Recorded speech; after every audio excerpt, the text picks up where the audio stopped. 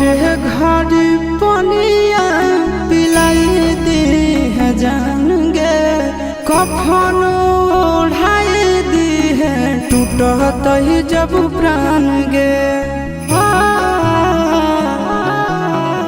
मोरे घर पनिया पिलाई दी है जान गे, कफन ओढ़ाई दी है टूटत ही जब प्राण गे। हगे हमारा से तोरा जाती प्यार होता भेंट साक्षात कर लगे।